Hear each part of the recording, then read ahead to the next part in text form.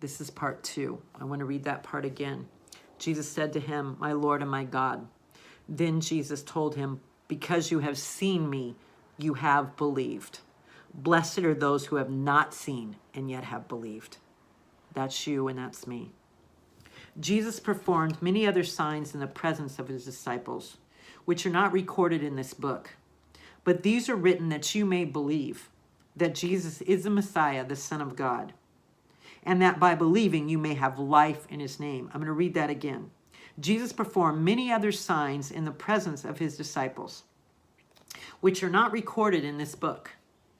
But these are written that you may believe. There's more than enough for us to hold on to, more than enough for us to believe that Jesus is the Messiah, the Son of God, and that by believing you may have life in his name. By believing you may have life in his name. By believing you and I have life in his name. So let's look at our notes for today. It says, Mary Magdalene was outside of Jesus' tomb crying. 2 angels in white were seated where Jesus' body had been, one at the head and the other at the foot. They asked her why she was crying. She told them she didn't know where they had taken Jesus. She turned around and Jesus was standing there, but she did not recognize him. She thought he was the gardener, but then he called her by name. Mary recognized Jesus when he said her name. After Jesus was crucified, the disciples were all together in a room with the doors locked because they were afraid of the Jews. Jesus came and stood among them and said, "Peace be with you." He showed them his hands and side. The disciples were overjoyed. After Jesus revealed himself to them, he sent them out to minister the gospel and then filled them with the Holy Spirit.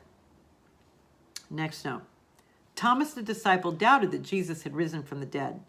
Jesus had appeared to Thomas and told him to put his finger into the holes in his hands and his hand into his side. Jesus said to Thomas, "Stop doubting and believe." The next note. Jesus said, "Because you have seen me, you have believed." He said this to Thomas. Blessed are those who have not seen and yet have believed. Blessed are those who have not seen and yet have believed. That's you and that's me. We weren't there, and yet we believe. And because of that, Jesus said, "Blessed are they." What a promise.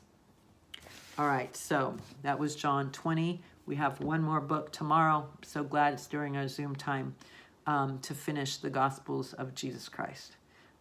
I know that you have forever been changed by him.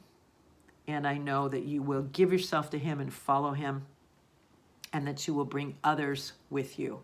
And that's truly what life is all about.